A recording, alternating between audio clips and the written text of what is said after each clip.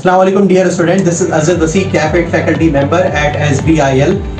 यहाँ पर मैं एक इम्पॉर्टेंट आपसे टॉपिक एक शॉर्ट समरी डिस्कस करने के लिए आया हूँ। ISA 210 agreeing the terms of audit engagement. किसी भी कंपनी को ऑडिटर की ज़रूरत पड़ती है क्योंकि लॉ एंड रेगुलेशन की रिक्वायरमेंट है कंपनीज एक्ट के अंदर।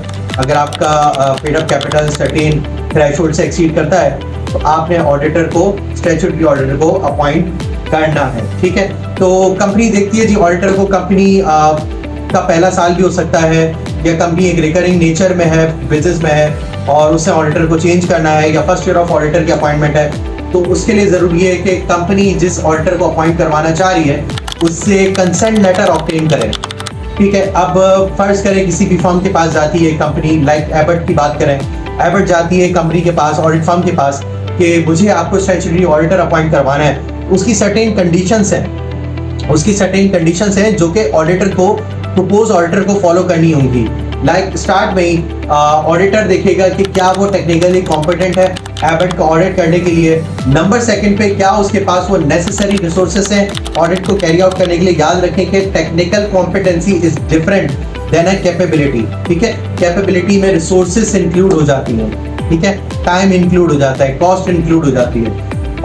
फिर थर्ड पे वो देखेगा कि क्या वो एथिकल रिक्वायरमेंट से कंप्लाई कर सकता है, आया वो इंडिपेंडेंट है एबट से या नहीं है। थर्ड, इंटेग्रिटी ऑफ मैनेजमेंट या दोस्त चार्ज गवर्नेंस जिनको गवर्न करने का राइट दिया हो, चार्ज किया गया हो, उनकी इंटेग्रिटी को चेक करना किसकी रिस्पॉन्सिबिलिटी है भाई?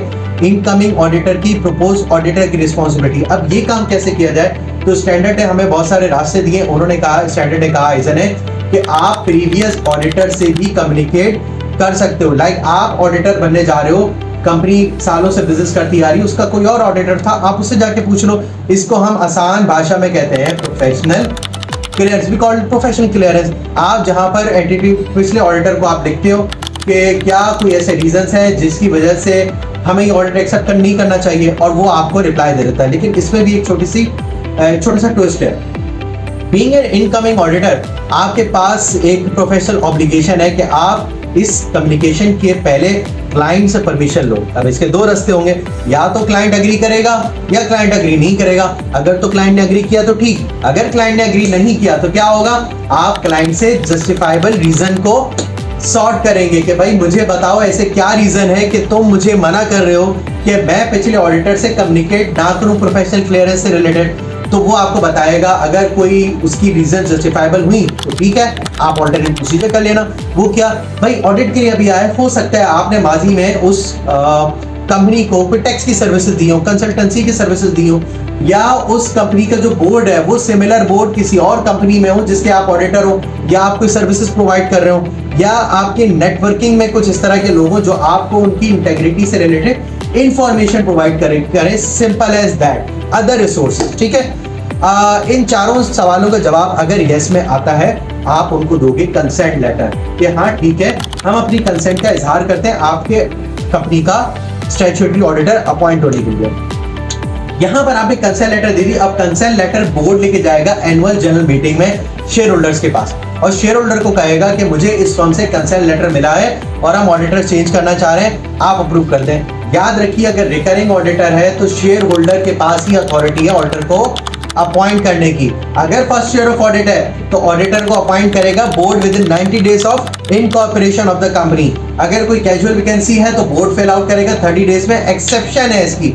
एक्सेप्शन क्या है जनाब? कि आपने एक ऑडिटर का अपॉइंट किया लेकिन वो ऑडिटर ऑडिट नहीं कर पा रहा। ये स्टोरी भी हम आगे देखेंगे कि वो कौन से ऐसे सिनेरियो होते हैं ऑडिटर जहां पर एग्री नहीं कर पाता। ठीक है, फिर आप दाखिल हो जाते हैं यहां से ISA 210 की दुनिया में, जहां पर आता है पहला ऑब्जेक्टिव कि क्या ऑडिट की प्री कंडीशंस एग्जिस्ट करती है कि नहीं करती। Pre conditions of an audit में दो चीजें आती हैं। क्या फाइनेंशियल रिपोर्टिंग फ्रेमवर्क आपका एक्सेप्टेबल है कि नहीं है, जिसमें nature of the financial statements आता है, purpose of the financial statement, nature of the entity and legal and regulatory requirement. क्या लीगल एंड रेगुलेटरी रिक्वायरमेंट में कोई ऐसा फ्रेमवर्क है, प्रिस्क्राइब किया है कि जिसके तहत ऑडिट करना है। अब हो सकता है कि वो फाइनेंशियल रिपोर्टिंग फ्रेमवर्क आपके लिए एक्सेप्टेबल हो सकता है कि वो फाइनेंशियल रिपोर्टिंग आपके लिए एक्सेप्टेबल ना हो। अगर एक्सेप्टेबल हुआ तो ठीक, नहीं हुआ तो आप देखोगे क्या मैं उन फाइनेंशियल स्टेटमेंट में मैनेजमेंट से एडिशनल डिस्क्लोजर डलवा सकता हूं कि नहीं डलवा सकता हूं, और मैं एम्फेसिस ऑफ मेटा पैराग्राफ अपनी ऑडिट रिपोर्ट में दूंगा। यही बातें मैं एंगेजमेंट लेटर में इंक्लूड करूंगा और उसमें साथ साथ बताऊंगा कि मैं ट्रू एंड फेयर व्यू का वर्ड यूज नहीं करूंगा। अगर मैनेजमेंट एग्री कर जाती है तो ठीक, अगर एग्री नहीं करती है तो मैं ऑडिट को डिक्लाइन कर सकता हूं, मैं एंगेजमेंट एक्सेप्ट नहीं कर सकता हूं। यहां पे मेरे पास अथॉरिटी है।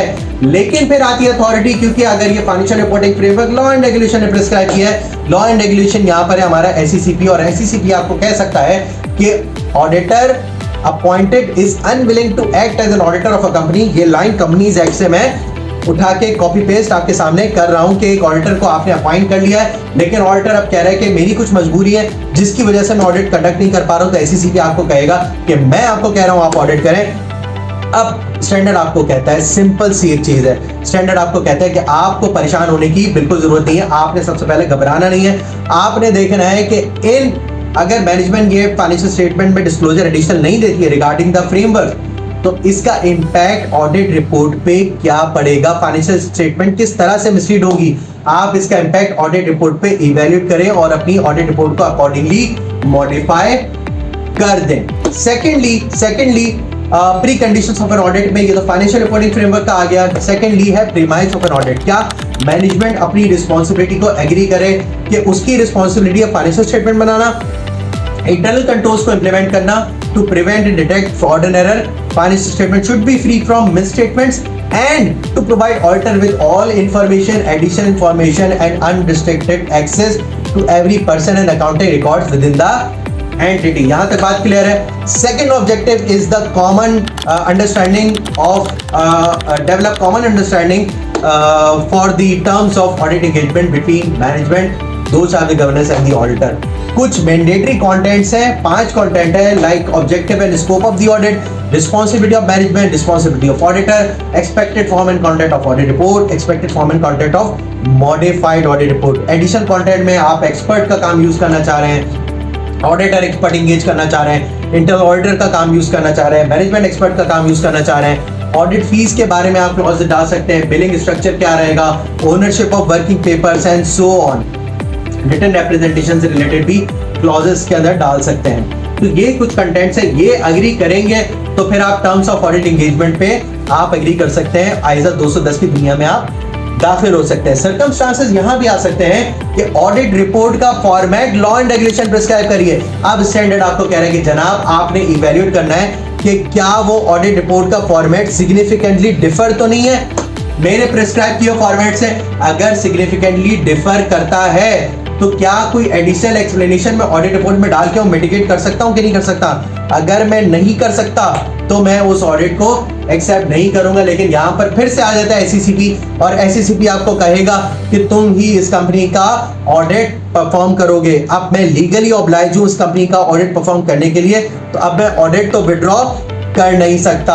ऑडिट रिपोर्ट पे इंप्लीकेशन भी मैं ड्राइव नहीं कर सकता, क्योंकि ये रिपोर्ट की इंप्लीकेशन किसने दी है मुझे, ऑडिट रिपोर्ट का फॉर्मेट मुझे दिया है लॉ एंड रेगुलेशन में। तो यहां पर शक है, जब user of the financial statement audit report को हाथ पे लेगा और वो पढ़ेगा तो वो मिसलीड हो सकता है regarding the nature of assurance obtained on the financial statement. वो ये अज्यूम कर सकता है कि यार ये रीजनेबल एश्योरेंस नहीं, ये एब्सोल्यूट एश्योरेंस है। ऑडिटर ने मटेरियल मिसस्टेटमेंट को डिटेक्ट नहीं, ऑडिटर ने मिस स्टेटमेंट्स डिटेक्ट कर लिए हैं। सारे के सारे अकाउंटिंग रिकॉर्ड्स ऑडिटर ने चेक किए है, कोई भी फाइनेंशियल स्टेटमेंट मिसस्टेटमेंट नहीं है। इतनी बड़ी responsibility international standards on auditing अपने कांधों पे नहीं ले सकता। तो यहां पर स्टैंडर्ड आपको कहता है कि यहां पर मैं रुकता हूं, तुम जानो, तुम्हारे मुल्क का कानून जाने, मेरा नाम बीच में नहीं आना चाहिए, मेरा नाम बीच में नहीं आना चाहिए जनाब। तो यहां पर ऑडिटर का रास्ता अलग हो जाता है आईएसए से, और स्टैंडर्ड आपको कहता है कि तुम जानो, तुम्हारे मुल्क का कानून जाने, मुझे बीच से निकाल दो। और यहीं पर हम आईएसओ 210 की दुनिया से बाहर आ जाते हैं। फिर स्टैंडर्ड जिक्र करता है रिकरिंग ऑडिट्स का, कि आप पिछले साल भी उस कंपनी के ऑडिटर थे, आप आगे भी उस कंपनी के ऑडिटर हो, तो हो सकता है कि चेंज ऑफ स्कोप कुछ हो जाए, उसकी वजह से टर्म्स ऑफ ऑडिट एंगेजमेंट आपको रिवाइज करनी पड़े। स्टैंडर्ड आपको कहता है यार इवेल्युएट कर लेना कि अप्रोप्रिएट इन द सर्कमस्टांसेस है कि नहीं है, मैनेजमेंट का रीज़न जस्टिफाइबल है कि नहीं है, आपका वो स्कोप लिमिट कर रही है, ये चीज़ें आपने इवेल्युएट करनी है। ये चीज़ें और बहुत सारी चीज़ें हम डिस्कस कर रहे हैं अपनी लाइव क्लासेस में, जो कि हो रही हैं इस वक्त SBIL में ओवर द जूम। पोर्टल एक ज़बरदस्त सा बना हुआ है, स्टेट ऑफ द आर्ट, जहाँ पर रिकॉर्डेड लेक्चर्स जो लाइव सेशंस हैं उनकी रिकॉर्डेड सेशंस अवेलेबल होते हैं, तो आप चाहें तो एक्सेस बिल्कुल ले सकते हैं और हमारी क्लासेस का पार्ट बन सकते हैं। So see you there in live sessions. Thank you very much.